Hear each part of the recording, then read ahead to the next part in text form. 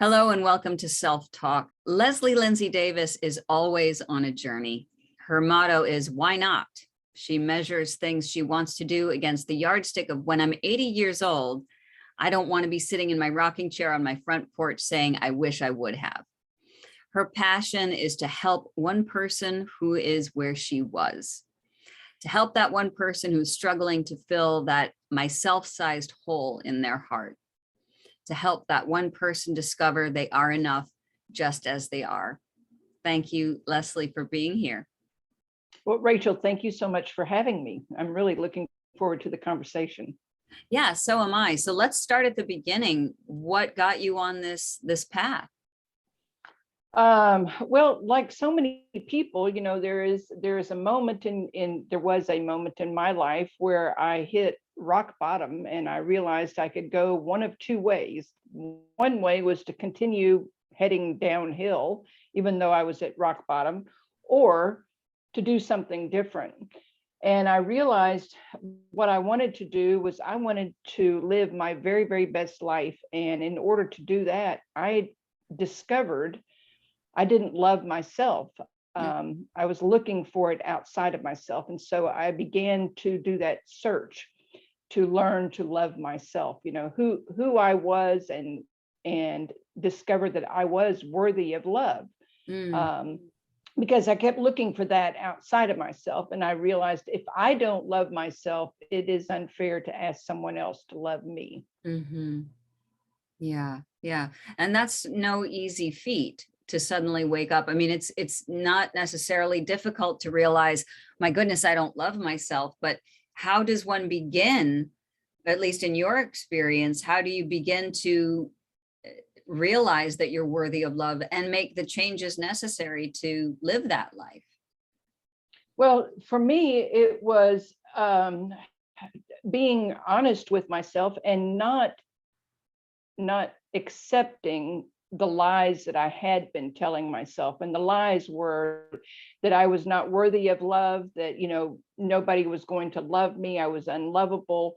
And instead to say, no, you know, that's a story you're telling yourself. Let's tell ourselves, you know, the truth. And the truth is, you are worthy of love. You are wonderful. You were created for a purpose. We just need to figure out what your purpose is. But in the meantime, let's start looking at how amazing you are. Yeah. And I know that sounds like a crazy conversation, but that's just the crazy conversation that I have with myself. Beautiful. So just to back it up, that recognition of you are lovable, or even hearing the voice, you know, this is a show called Self-Talk. So that self-talk that says you're not lovable. Where did that come from? Where did that voice come from for you? Well, part of it was presumptions that I made, assumptions that I made, and part of it came from people in my life. For example, my ex-husband used to tell me, you know, you're lucky that I married you because nobody else would have you. And then I also felt like I was never good enough, you know, for in the eyes of my parents, and even in the eyes, you know, of school and achievements and things like this. I always felt that I was never good enough, that I was always falling short of whatever measurement people put up.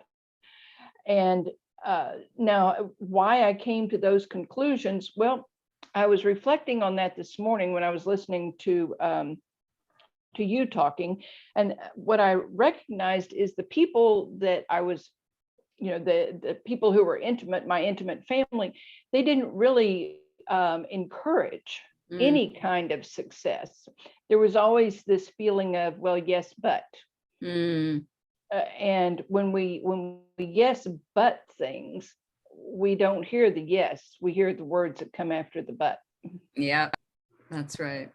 And so I took on all of that and felt like, you know, it didn't make any difference what I tried. I was never going to be enough.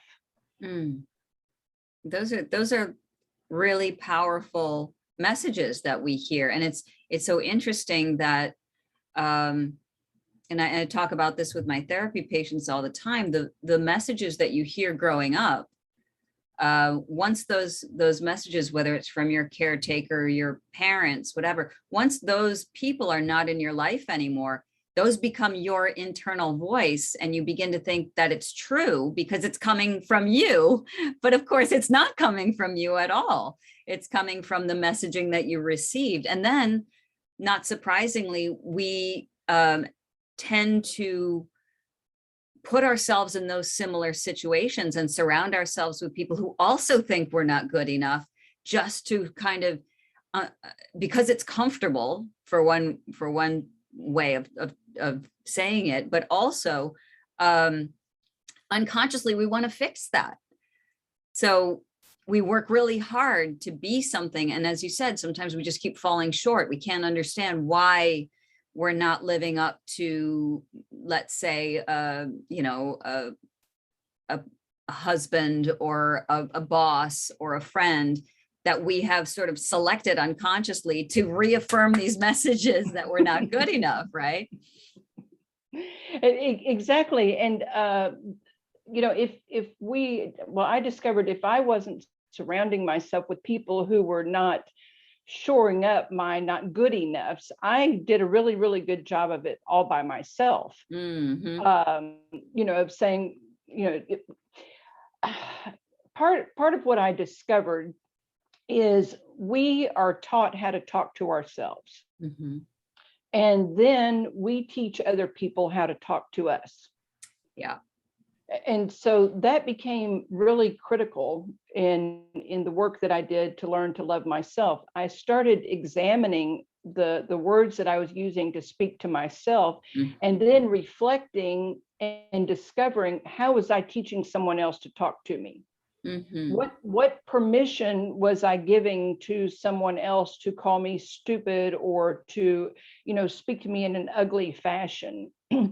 Instead of being surprised at them speaking to me in that way, I had given them permission. I had taught them that. I had given them a roadmap, a set of instructions. Right. I had done everything with the exception of speaking the words themselves, you know, myself for, you know, on their behalf. Mm-hmm. And so it took a lot of internal conversations, but the first thing I had to do was change how I spoke to myself. Mm-hmm. And catch when I was speaking to myself in an unhelpful or derogatory fashion. And then I would say, wait a minute, okay, you're not stupid. You may not understand how to do that, but you know what? We're all learning.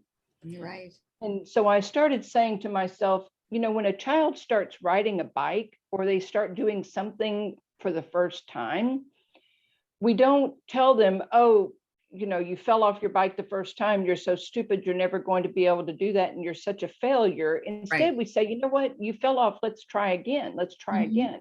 Mm-hmm. So I started looking at the things that we do with small children and applying those to myself. Yes. Yes. And, you know, as I was learning how to change how I talk to myself, I would remind myself, well, of course you made a mistake. You know what? It's okay if you slip this time, because you know what? You're learning. Right. And I started using an acronym for the word fail. Because when we hear the word fail, so many times we think, well, you know, we've messed up, we can't ever be better, you know, all kinds of negative connotations come with it. Mm-hmm. Well, now when I hear the word fail, I'm like, yeah, you're right. Because what I hear is first attempt in learning. Beautiful. Beautiful. So when somebody says you failed, well, heck yeah, that was my first attempt in learning. You know, I'm glad that you recognize that. Thank you for acknowledging it. Yeah. And you know, we get better by trying. right. And no, there is no successful person in the world who hasn't failed probably dozens, if not hundreds of times, because that is how we learn. I mean, you know, neurologically, our brains are designed to keep at it until we get the thing that we want to get. And so thank you for clarifying that. What happened once you started to speak well to yourself? What changes did you notice in your life? Well, first I started noticing that I wasn't always feeling sad or angry or left out. That was the Mm, first thing. But then the second thing that I noticed is when I would feel sad or upset, I wasn't going to what I call my drug of choice, which was food. I mhm. wasn't seeking out, the bag of potato chips, the box of cookies, the whatever, in order to kill the pain. And I started recognizing that in the past, I had been using food to kill pain. Well, it didn't make me feel better because then you throw in shame on top of all that. Right, Uh, right. so it started releasing its hold on me because I wasn't trying to fill up that hole that Mm, I call that my self-sized hole in my heart. mhm. And the reason I call it that is because what I was missing was I was missing love for myself. Right. And as a consequence of being able to let go of my drug of choice and it losing its power over me, I was actually able to drop almost 100 pounds and keep it off. Right. And it's interesting because that approach is very different from dieting or something like that, where it's a conscious focus on the food. You are actually looking at what was causing you to overeat in the first place and dealing with that issue, which is really, really powerful. Well, exactly. And then we get into the when you're looking at a diet or you're looking at those food choices, we get into a word that you had I can't remember which episode it was, but talking about the should factors. Right, right. Uh, and I about 2 or 3 years ago, I started recognizing, how often that word appears in our vocabulary, in our conversations. How many times does it show up in sentences? How many times does it appear in thoughts that we have inside of our head? And Mhm. it is not a helpful word. So, No. um, when we talk about dieting, that is usually coupled with I should not eat Right, right, or I should eat. right. In Exactly. either way, it's very negative because Right, then, to me, when we use that word should, then we're throwing in shame. Should right. and shame go exactly, I mean, they are Siamese twins, they're connected. Mhm. You cannot have one without the other. And so I started saying to myself, okay, instead of saying you should have, had carrots instead of having 16 cookies, I would say, you know what? This was the choice that you made. Next time we'll make a different choice. Mhm. And in my book, You Can't Eat Love, somebody commented about reframing. And I was like, okay, I had to appear like I knew what they were talking about. And I got home and Google helped me understand reframing. Yes, do explain what reframing is for our audience who may also not know. And that is okay. I'm grateful that if you do, raise your hand and say, I don't know what reframing is, because I was way too embarrassed. Yeah.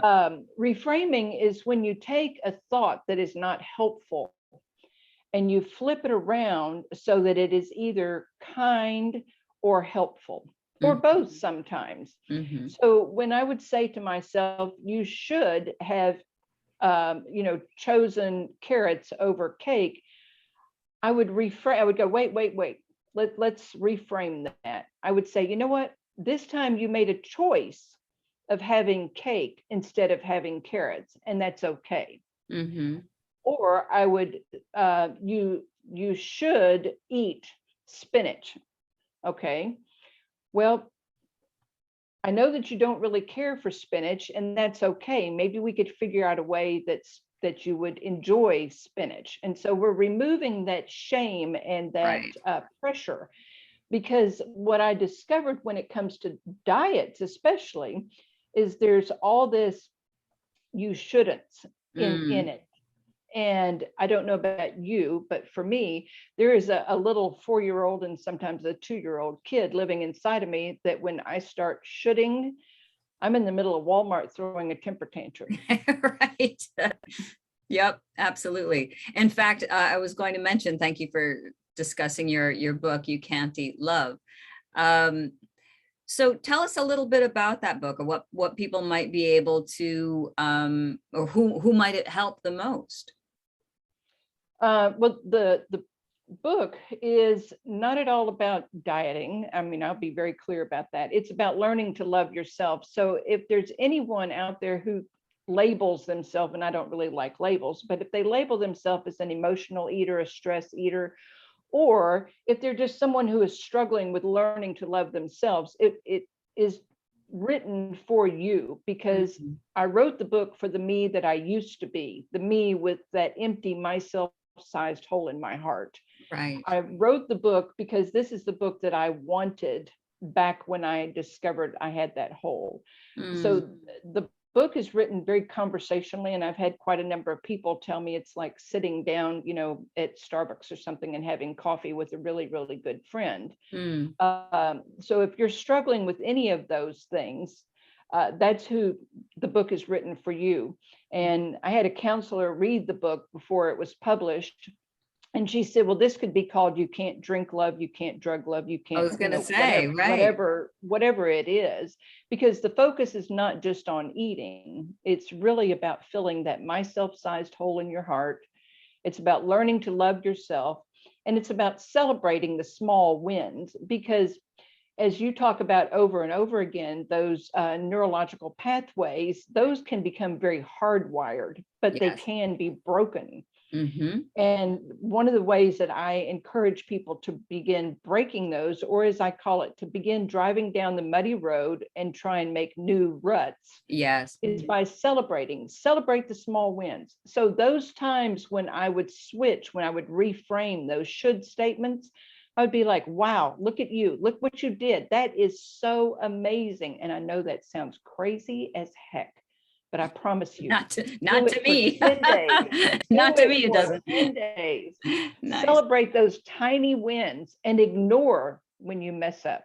Yeah. Yeah, because we are human. And again, as you said, we all mess up. That's what the whole, that's what life is about. And so what are you going to do with that learning, right?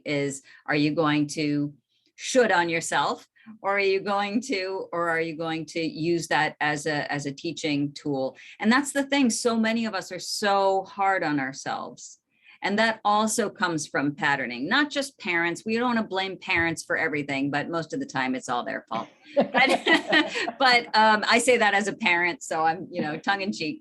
But even society and what society expects of us, you have to look a certain way, make a certain amount of money, you have to have a certain kind of job, or represent something in society, and a lot of us don't align with that.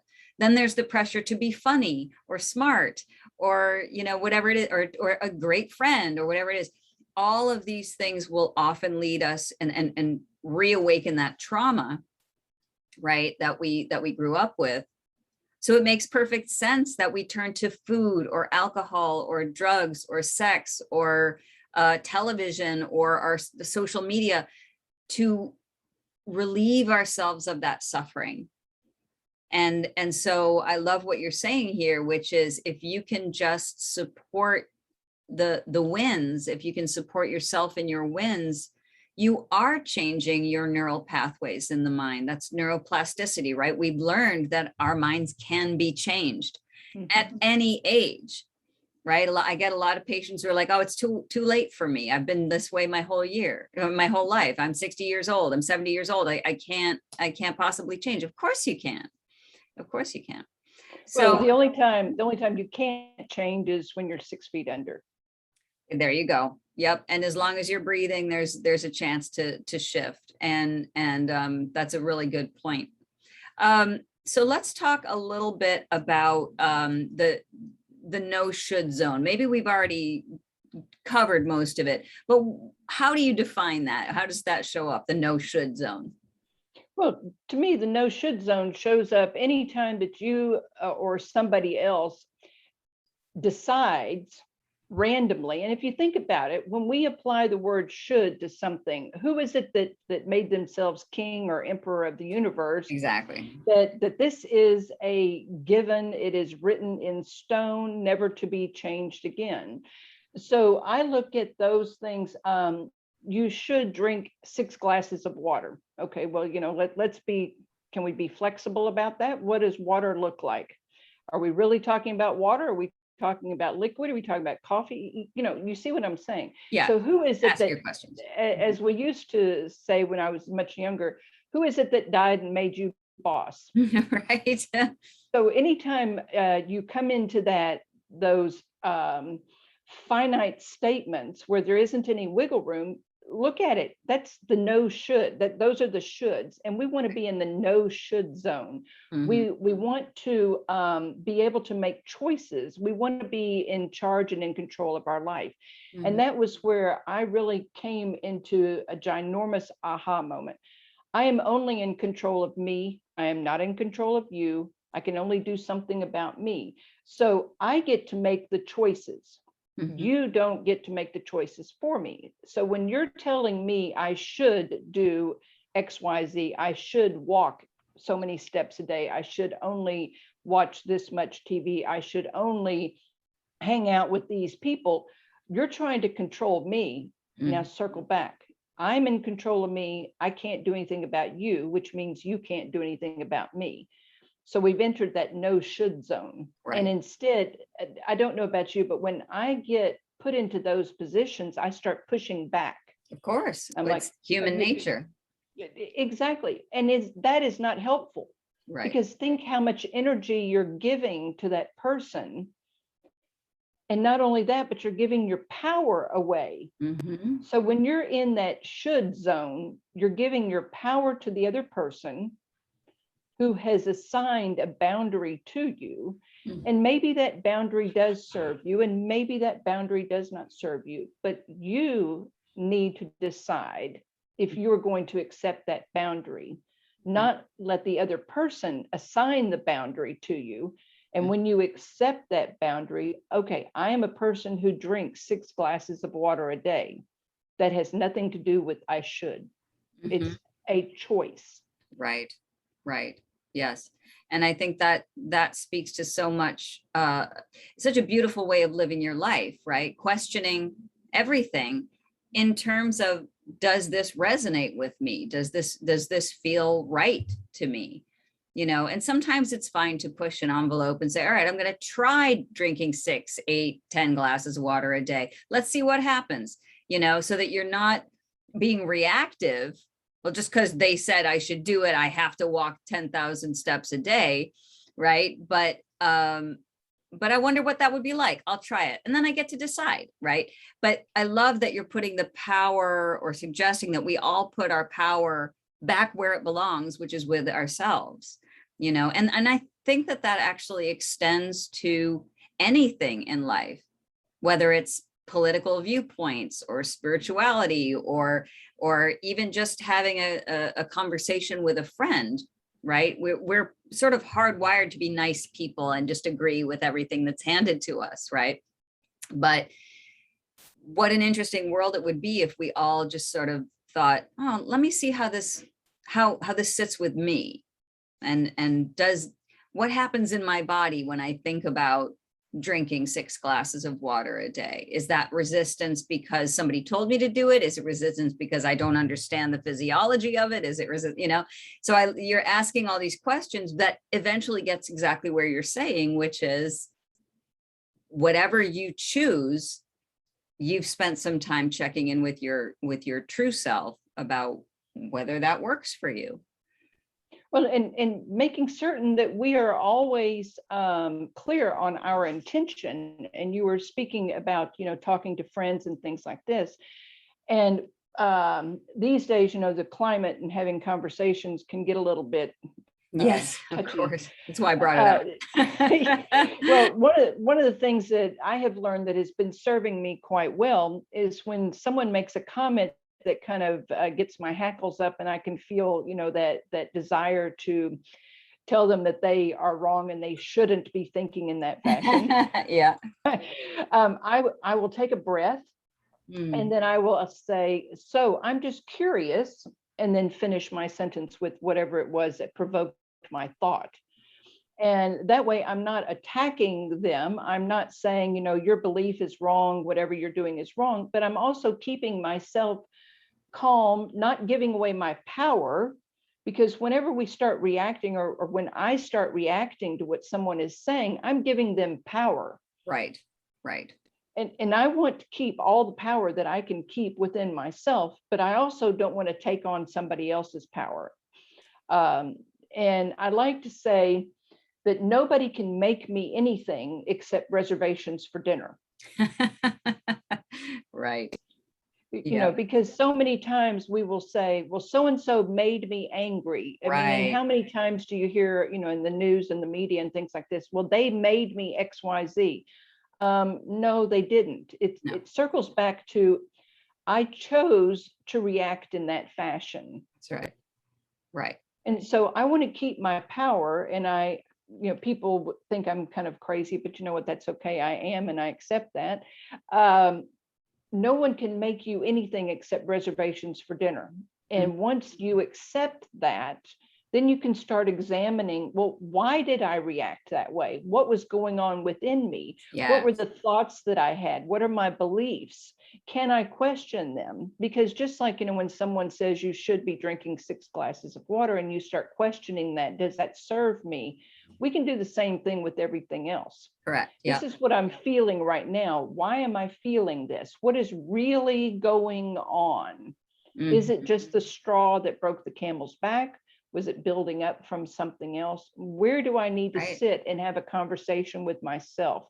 Where do I need to take care of myself so that I can be my best self out in the world? Yes. And it's not always just about being a contrarian, right? Well, just because someone told me to do it, that's the one thing I'm not going to do. That's what a 4-year-old does.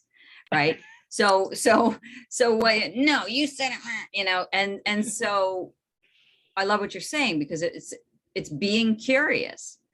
You're being curious about where are these feelings coming from, and then even dealing with maybe a conflictual conversation with a friend, you get curious. I'm interested to know more about your perspective, which, by the way, only makes us smarter, right? When we get to receive other people's viewpoints.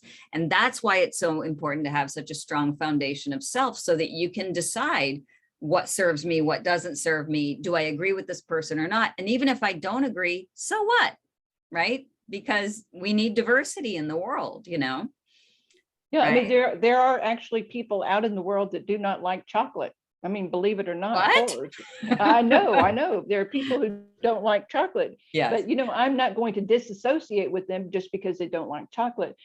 But I just believe, you know, that once I started implementing the I'm just curious conversations, I became less reactive. The tempers stopped flaring. I didn't leave a conversation with that, you know, I should have said, and I should have said, you know, all that stuff going on in my head. But at the same time, it's not my responsibility to convince somebody else Yes. that their thoughts, their ideas, their beliefs are wrong. It is up to them to figure that out on their own. Right. So as long as I'm releasing that need to debate, that need to be right, that need to tell them that they should be doing something, life is much more pleasant, and we can get along and we can learn from each other. Yeah. Because then I'm more open to hearing what it is they have to say. Now, I cannot be in control of whether they are open to hearing what I have to say. So I release that. Right. Exactly. I release that. Yeah. Beautiful. Beautiful. And it really is a very effective way to move through your life. And you made an important point, which is it makes life a lot easier when you don't have to worry so much about how you are being received or how other people are thinking of you or what you think. And you don't have to do this for them either. We're all here to learn whatever lessons we're here to learn. And we can't really say what somebody else's lesson is, you know? And so it seems to work, right? The equation is balanced on both ends. You're not pushing your idea on somebody else. And you're also not taking on stuff that you don't need to take on. Yeah, that's really exactly, because we all have our own path. We all have our own purpose. And as long as we stay on our path with our purpose, well, then we're going to end up at the destination that we're supposed to end up at. It's when we start getting tangled up in everybody else's path and purpose that we create a mess. Right. And what would you say your purpose is, Leslie? Well, I believe that my purpose is to help one person discover that they are enough and that they have everything that they need inside of them. It's just a matter of discovering that they are lovable and that they are loved and that they are the most amazing person walking on the face of this earth. And they have an amazing gift to give this world simply by being here. Mhm. And that's enough. Yeah, beautiful.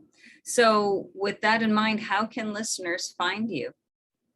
Well, the easiest place to find me is on the website, which is youcan'teatlove.com. There's connections to all kinds of information on my books, all kinds of information about me and other recordings that I've done and things like that. Mhm. I also have Facebook, which is Facebook, oh my gosh, which is You Can't Eat Love Facebook page. There are links to my books on the website as well. Beautiful. And I'm going to have all of those links available in the show notes so people can find you. You're on Instagram as well. So I'll have all that there. That's same thing. Well, I'll have it there so everyone can see it. Leslie, thank you so much for joining me on Self Talk. Well, thank you so much for having me. I love listening to your show. I always learn something every time I listen. So thank you. It's lovely that you could be a contributor.